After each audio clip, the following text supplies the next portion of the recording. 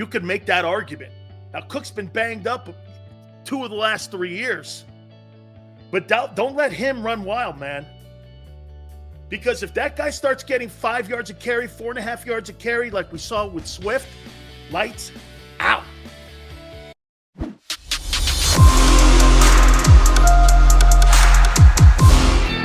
Hour 2 National Football Show. It's your boy, Big Bills. Before I get into all the stuff we're talking about here with week 2 of the NFL, I've got topics. Jalen Hurts, Eagles here in a second. Let me ask you something here. Let me get a sense of where you guys are and how you look at the game versus how I look at the game. Saquan Barkley was named the NFC Offensive Player of the Week. Who's a better back, Miles Sanders or Saquon Barkley? And since 2019, when he came into the league, Miles Sanders. Who do you think is a better back? Nick says Sanders, who has 25.96 in that time frame and 10 touchdowns. Barkley, since Sanders has been in the league, has 17.26 and 3 touchdowns. And some of you are going to go, well, he's been hurt. I don't care. That's part of the evaluation too. Look at this. Flex says, Saquon, come on, man. Dude, you got to be on the field. Guy has 1 game, and you're already there going. Someone goes, Sills, you must have. And I said he was the best back in the NFC East. And someone goes like this, Sills, come on, Saquon Barkley. I go, did you forget about him? I go, I did, because I haven't seen him for 2 years. You know, if Miles Sanders gets criticized for being injured, I'm not going to sit around and give Saquon Barkley roses for a guy who's he's hurt more than Miles Sanders. Saquon Barkley is hurt more. Now, if you're telling me who's the better talent, Barkley. Who's more dependable? Sanders. His numbers speak to it.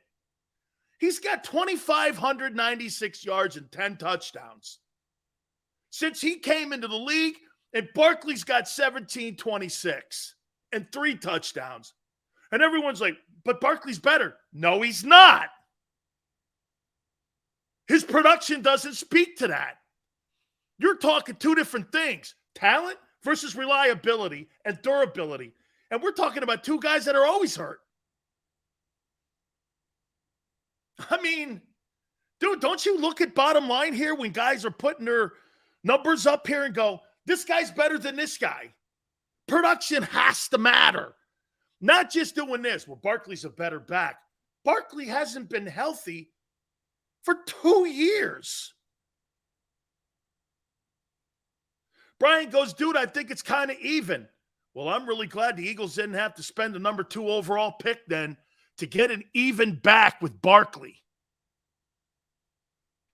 The Eagles win that one. One, you ain't paying him, but what? 1.5? I know you're paying that dude in New York way more than that. I'm not saying that Barkley's not a more gifted player. But, dude, you got to be on the field to get the roses, don't you? You got to run into Derby. Well, this horse is really a great horse. Did he run? No. So, you know what Saquon Barkley is? Last 2 years, he's been a show pony.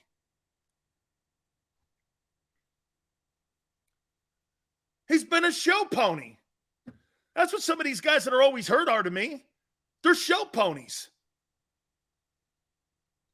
You put Saquon Barkley behind the Eagles on the line, he breaks the rushing record.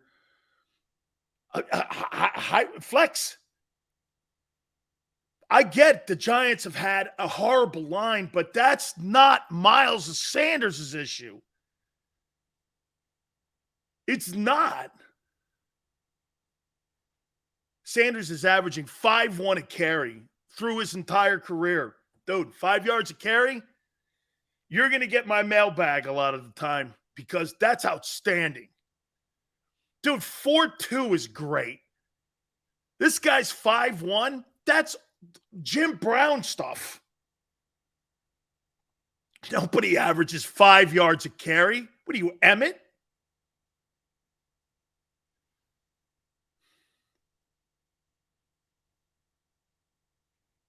Lou says Sanders and Barkley aren't in the same class. Really? You're right. Sanders is more productive. You're right. Since 2019, Sanders is by far more productive. By far. Look at the numbers. He's got 10 touchdowns. Barkley's got 3. This guy's almost got 2,600 yards in Sanders. Barkley's got 1,700 yards. I don't know. What are you looking at? He's player of the week. Okay. Let's see if he's playing in 3 weeks. Saquon would lead the league behind that line. Well, guess what? Saquon's not behind that line, and reality is this. I haven't seen the dude in 2 years. But because he plays in New York, I'll make this point to you. Saquon Barkley's not playing for the Giants. He did have a good game. There's no doubt about it. I think 161. Okay? If he's not in New York, he ain't the player of the week.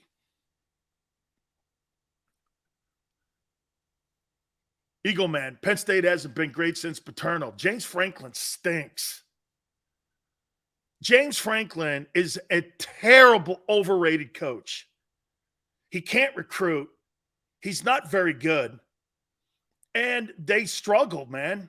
I don't look at Penn State and go, that's not Penn State. The Penn State teams I played against. Okay? Dominant linebackers, dominant D-line, amazing backs, unbelievable O-linemen. That's not the same football team.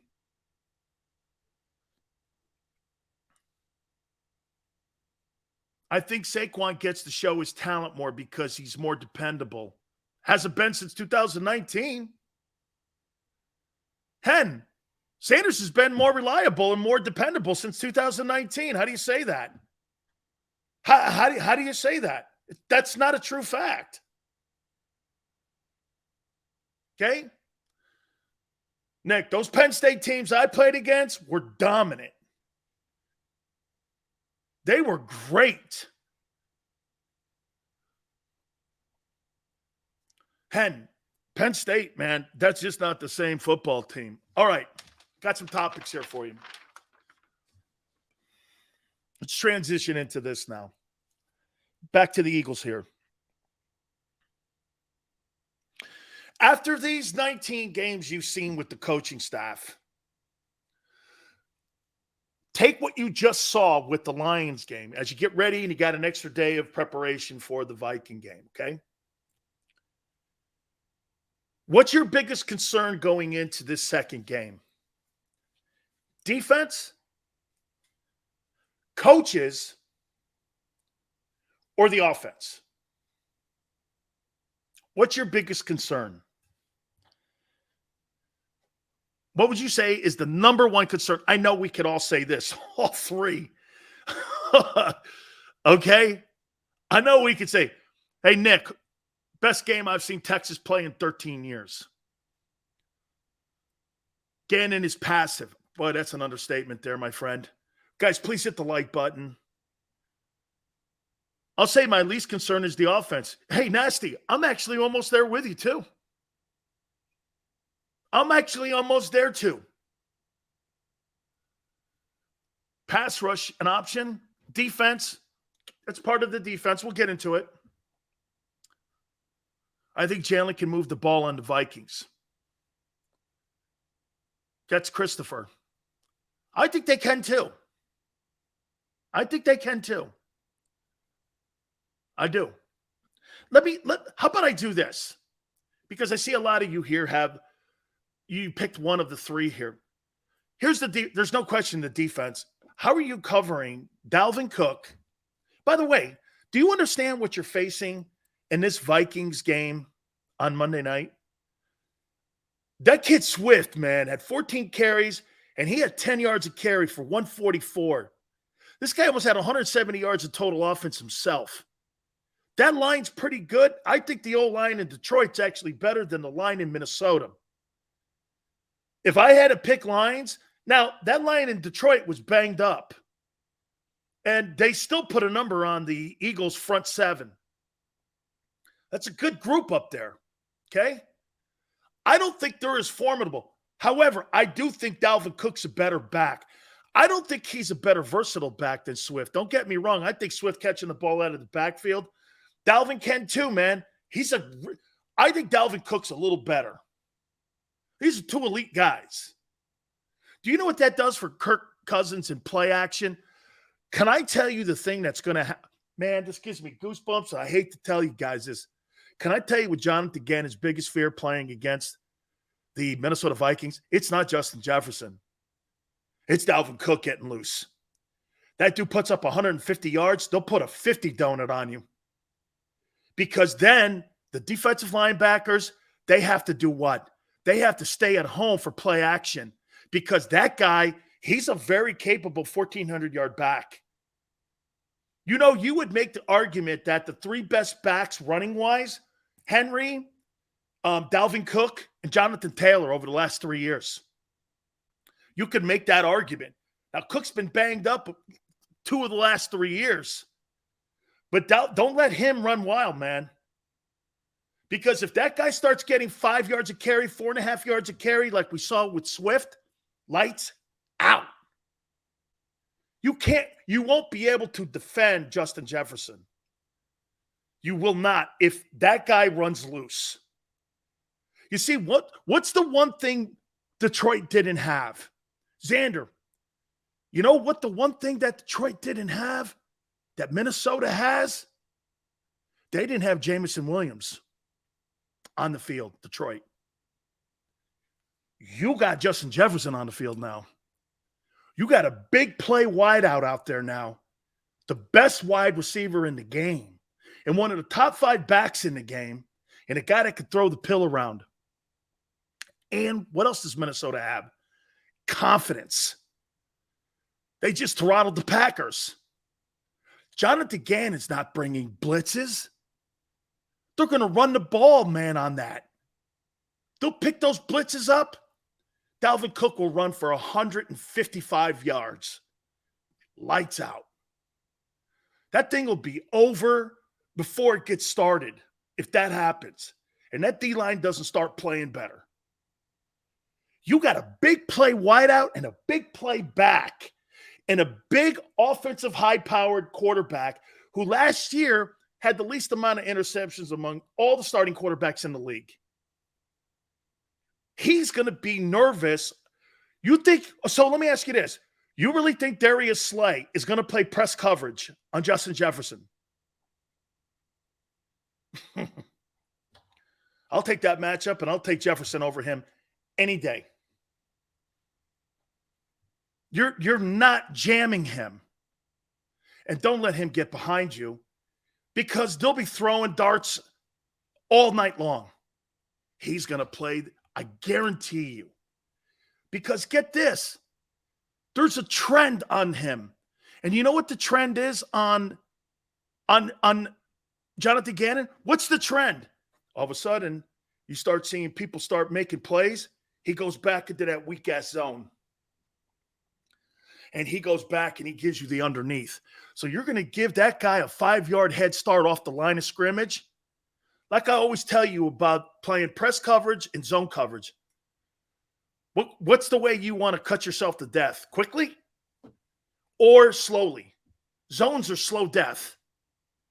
Quick death is press coverage if you don't have the corners to do it. Look at what happened in that Buffalo game to Jalen Ramsey. He was destroyed by Stephon Diggs. He was destroyed. And Jalen Ramsey is not better than Darius Slay. And you got a better wideout here. Okay, and you got a quarterback that is averaging over the last 6 years 4,900 yards throwing the ball and 30 touchdowns.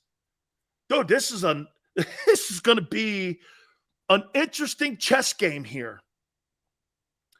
And how he's involved in this, holy cow, is that frightening.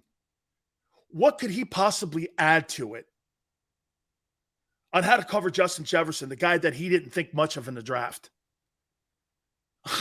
You know what he's going to tell the coaches? We can't have him have a big game.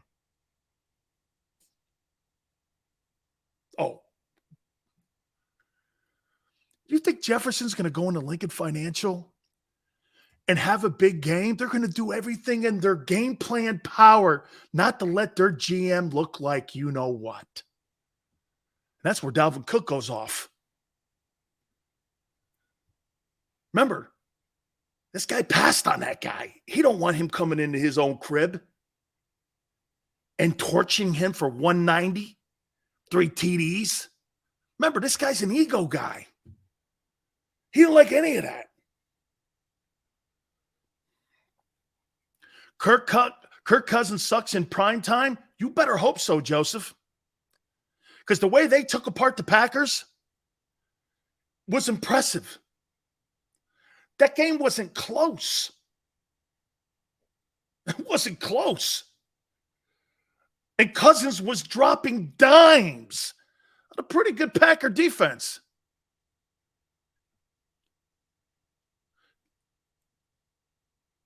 L3S, Players' Day off today, I believe. But they're off tomorrow, the Eagles, and the Vikings are practicing tomorrow, from what I understand.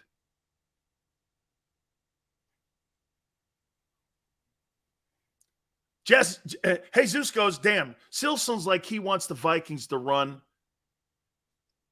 Hey, dude, I'm telling you what they saw on game film with the Lions in the last 19 ball games. You don't like it? I don't know what to tell you. Got a U issue. Gannon will play soft zone with basic blitz packages. Kirk Cousins will throw for 400 yards, man. You can't let him sit back there and pick that secondary apart. You can't. This coaching staff is overrated on Philly. I don't see it. I don't see it. Sorry. I don't see it. I don't see where anyone thinks this stuff is good. Jalen Hurts saved that ball game, and they were not designed plays. Those running plays that he had on third down were because the O-line gave it up when it came to pass protection. Those weren't designed. There was nothing designed. That game was like a schoolyard ball game that Jalen Hurts and that offense pulled out for the team. They won in spite of those coaches, in my opinion. Jalen Hurts, not one of those runs when he was getting a jailbreak sent on him was designed. His athleticism. I'm going to get to that topic in a sec, too, because you know what? I may be completely wrong here, man, on something here. Hey, GT, that would be a great thing if it's raining on Monday. That helps Philly. I hope it's raining. Cold as hell, too. Those guys don't play inside. Okay, the Eagles. Vikings do. So that I would like to have some rain here.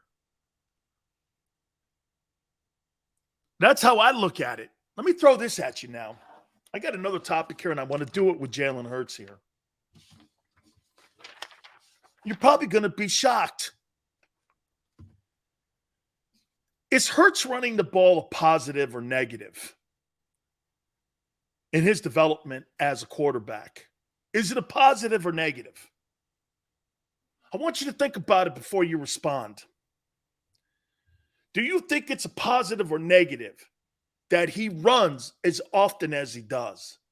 Look, do I think that Jalen Hurts is going to run the ball 17 times every game and be on pace for 239 carries in a season? I do not. I would think he would like that total around 180 at most. Okay? At most. Nick says it's a big negative.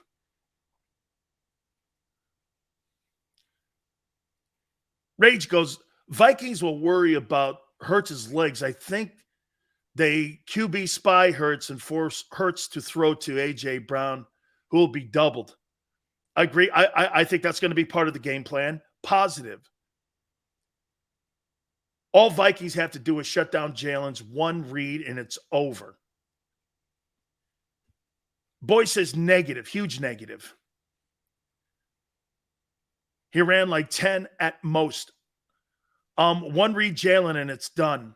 Not a positive at all. Here's something, though, you got to think about here. He hides a lot of deficiencies in the coaching staff. He's not being well coached. I don't think you have a good coaching staff. The more and more I come to that conclusion each and every single day, I don't think they're good coaches. General manager must not think it either. He's constantly involved in the game plan. You think Sean Payton's going to have Howie Roseman involved in his game plan with Carmichael, and they're going to go over talking with the quarterback, and all of a sudden this guy's going to do what? Drop some. I don't want your advice. I don't want your opinion. I don't care what you think. I totally don't care. That guy runs the team like he's the owner of the team. So right now, I might have to say this. Believe it or not, you might want to squeeze as much as you possibly can out of Jalen Hurts here, and you just let him run wild. Okay? You just let him do whatever he can. And to see, this comes down to the same thing that they're struggling with on defense. You know what that is? They haven't built an offense around Jalen Hurts' strengths yet. They want him to be this and this and this and this and spread it around, and they want him to be that. He ain't that. Jalen Hurts is exactly what he was on Monday, and that's not what the offensive coordinators and the staff and the general manager want. You don't spend $100 million and you draft a guy in the first round at Devontae Smith, and one of those guys has a goose egg. By the way, some of you go, Sills, it's one game. Really? How did he play in the Bucks game? How many times was he wide open last year? Get away from those number things. Jalen is not going to be, Justin Herbert, if he throws on Thursday night for 329 yards, he's at 10,000 passing yards. Shit, I thought the guy just came into the league 2 years ago. I'm like this. What? He's going to get 10,000 pass yards on Thursday night. He's been in the league. This is going into his third year. Are you kidding me? It's the fastest next to Patrick Mahomes. Dude, shit. That's putting the ball in the air and spinning it. I think the Dolphins want Tua or that guy if they had to do the draft all over again. Picking. Didn't he get like 5,400 yards last year? I agree, Yale. I think that coach. They got Brandon Staley. Really? Okay. Talk about another guy's ass on a hot seat. Okay. Kyle goes, Sills, I can't wait to hear you on Tuesday after the Eagles beat the Vikings 38-17.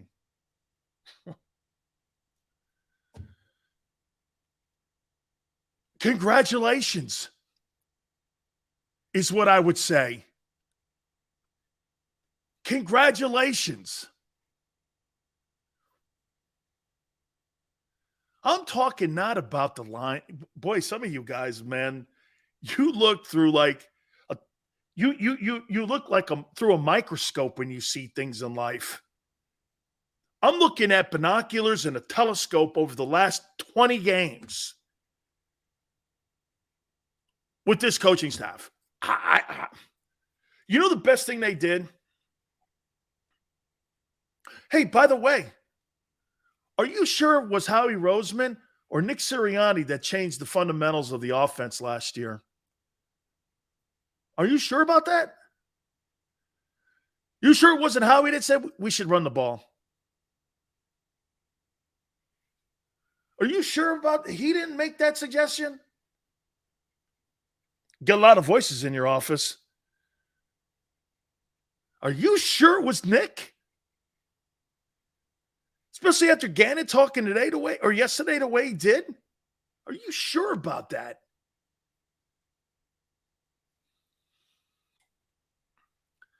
You know what that means? 2 games up on your 2 and 4.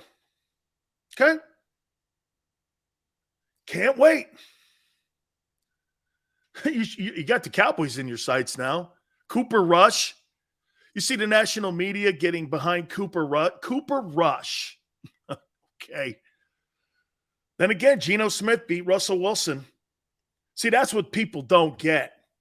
Don't look at it like that, Cooper Rush. You think people in Denver right now are going like this? We just gave this guy $300 million and he lost to Geno Smith. I'll tell you this. If you're a Denver fan, Bronco country right now, hey, give it to the Eagles. They at least won their game. The Broncos, man, that was terrible. Nathaniel Hackett. Woof. Kenny Hackett. I don't know, man. That dude's changing his opinion, waffling on his decision-making. That's not a good look in Denver. You talk about a training wheels coaching staff, too. There's another example of it. Well, maybe I should have. I don't know. What do you think? Maybe. Yeah. Okay, if I had to do it. Dude, really? Boy, if I'm a football player, I'd be like this. I wouldn't want that guy as my general going into battle. Shit. We'd be doing 70 different things, man. And guess what? This guy get me killed. Damn. All the assets you traded to? How about what's going on in San Francisco? Hey, at least the Eagles won against the Lions. You lost to Justin Fields. And you know what they're saying? Well, it was really raining and bad weather. Well, I don't know about you. Unless Justin Fields and the Bears were playing in a phone booth in the rain, it rained on them too. And I was like, what? What are you kidding me, man? And hey, and by the way, they got Seattle again coming up next. That's who San Fran has. You imagine if Trey Lance drops a game to the Bears and Seattle. 2 teams, many teams had them bottom of the National Football League. And those 2 teams beat the Niners. Oh, man. One play Trey, baby. How you doing? Trey Lance is a bum. Remember I said it. Dude. Hey, Dan, after the first game, are you still picking the Eagles to win the NFC? Boy, the stuff's starting to unravel a little bit for all the meddling that's going on. I am. I'm going to stick to that. I'm going to stick to this. Okay? And by the way, so you know, I'm going to give them the benefit of the doubt that they're going to right the ship against the Vikings. You're 2.5-point favorites against Minnesota. You're at home. Guys in Vegas aren't wrong usually. Okay? I'm going to hang in there. Just some of the signs just don't look good. That defense and their approach. How about this? Can I say this? You think that defensive approach with the new players has changed at all? You think it's the same thing? Or am I overreacting over 19 games? Am I not seeing this right? Help me out here. I'm taking not just the Lions game. The Lions game is an extension of what I saw a year ago. Okay? That's how you look at week 1, especially when you have the same staff coming back. Nobody was fired. There's no changes. So you kind of look at trends on how coaches approach games. That's what you build. Remember I was telling you guys, one of the things that I thought Jonathan Gannon was doing in the exhibition season, he really didn't want to show his play calling situational book because he didn't want to put trends together. But dude, I got 19 games of trends now with this fella. Yeah, but Yale, they have more talent, but it looks more. How about this? Is this a fair comment, Yale? The Eagles have more talent, but it looks more confusing. It just looks more confusing. Right? Am I wrong when I say that? It just looks a little bit more confusing. Griffin says he's a non-aggressive DB coach who relies on the back end rather than the D line. Man, I'll tell you something too, Griffin. That's a mentality that I have seen in a trend that a lot of defensive back coaches do. They rely on their secondary more than they do their front seven. I think that's a good observation by you. I haven't told you who's going to win that game on Tuesday yet, GT. I haven't said that. I'll get there. I'm not there yet. I'll get there. Where did you hear me say that the Eagles are going to win that game?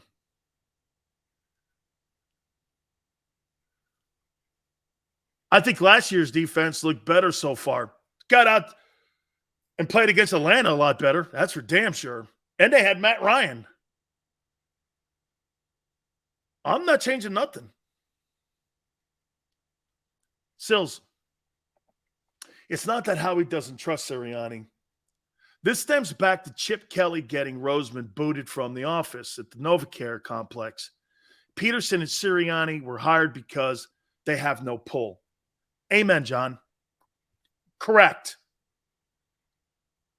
You're not bringing a guy into the building to have as much say as Howie, even though that's the proper way and protocol that you hire head coaches. You don't hire head coaches to be yes men.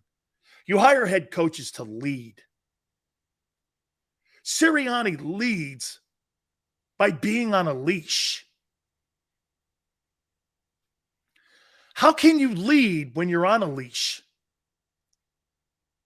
Right? You see, Howie's the jockey. The players and the coaches are the horse.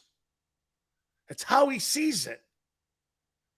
That's how he looks at it. Okay? And when he picks these guys, that's why he keeps them in the barn longer than they should be, like Rager and Barnett and some of these other guys. He keeps them in the barn too long.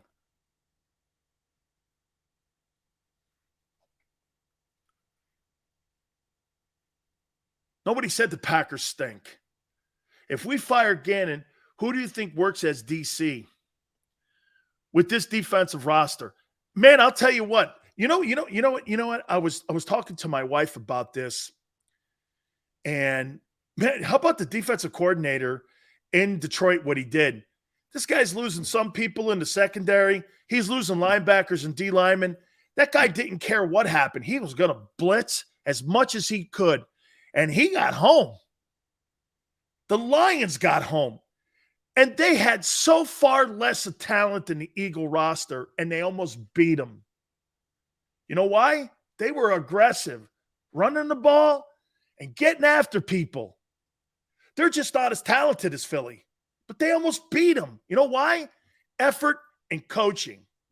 And by the way, I heard somebody, Xander, I don't know who said it, but I think it was somebody on Sports Tech that went, well, Dan Campbell, man, you know, it's one thing to sit there and talk about chewing knees and all this other shit here and doing this. They were down 31-17, and they fought for that coach. I saw a different fight. I didn't see anybody quitting. I saw people fighting it to the end. I didn't see that team laying down when they were way back 31-17. Dan, you said we will win, not win. Dallas, Minnesota. Okay. Congratulations. Now, the Dallas game changes because Dak's out. You can't, and the left tackle's out now. That changes that whole dynamic. Actually, I think Washington, it's going to be interesting to see how Washington plays against that Lions team.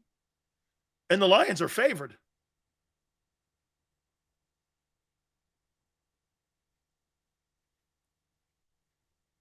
You can't put that loss on Russ. I don't think Russell Westbrook played well. I mean, Russell Wilson played well. I don't think he played well. Were you impressed? Were you impressed with Russell Wilson? I wasn't. I didn't see anything. Pittsburgh defense was impressive against Joe Burrow and the Bengals. Yeah, now they lose TJ Watt for 6 weeks. I don't know. The big pick again is going to be a head coach. You watch. I guarantee you, man. This guy survives the year, he'll be a head coach. And he'll probably be a better one, too. Again, I mean, actually, I come out of, last couple days, having watched that game a couple times now. I'm feeling like this. Hey, you know what? Thank God for Jalen Hurts in that game against the Lions, or you will not win that game. I mean, seriously.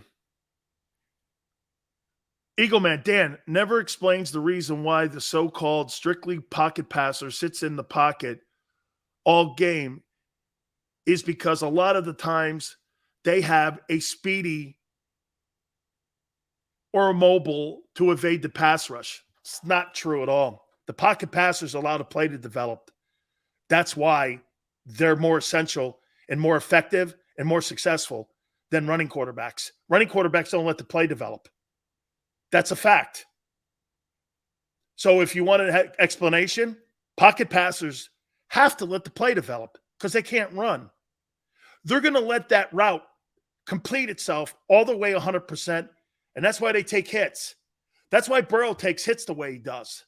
That's why Brady takes hits, because they sit there and let the play develop. Jalen doesn't. But they needed to do that against the Lions because pass protection was terrible on Monday or Sunday. That's the difference in a pocket passer. Pocket passers rely on their wide receivers to get open, and they throw to spots. Okay? Jalen doesn't throw to a spot. He throws to a dude. This guy's not pre-snap anything. That's why the rest of those wideouts were lost in that game. But, again, to his defense, he had to.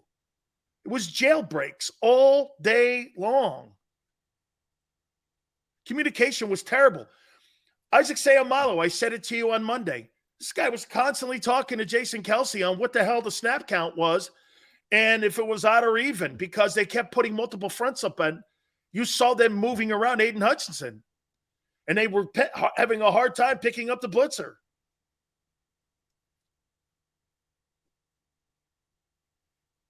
Dan, you can be effective in the NFL as a dual threat quarterback, mixing. I don't believe you can win Super Bowls doing that. And that's why they're trying to get Josh Allen away from running the ball. And that's why they're trying to improve their running game.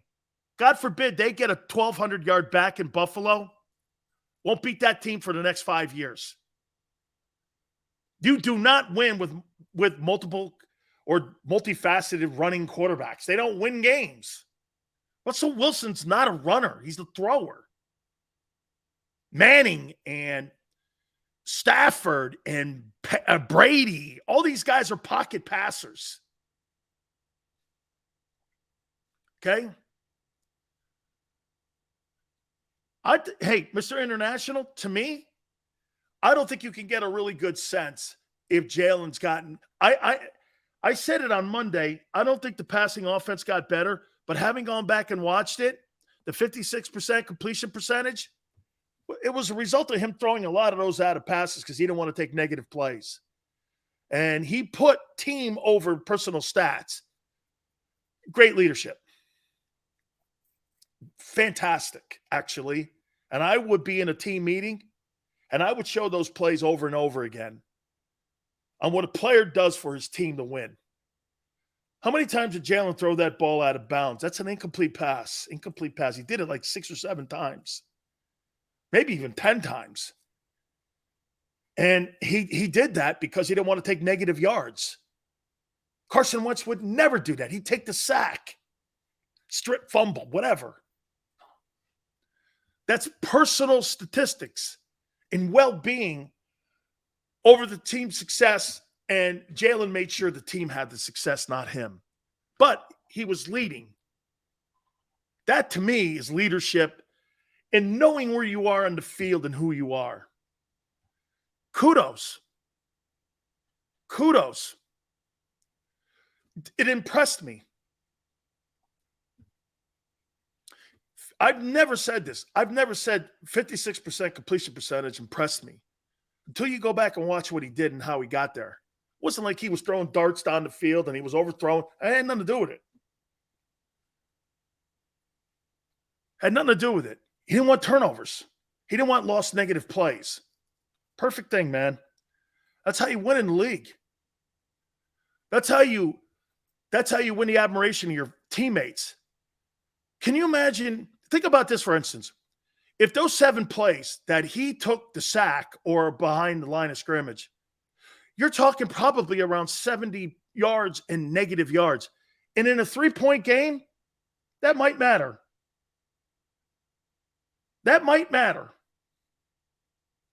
Plus the third downs, he broke the will of the Lions defense.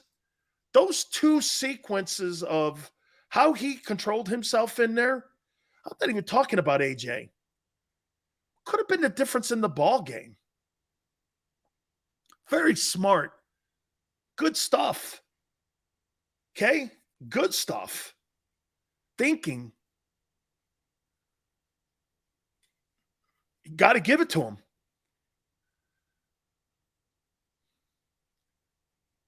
Sounds like he don't like Hurts to me.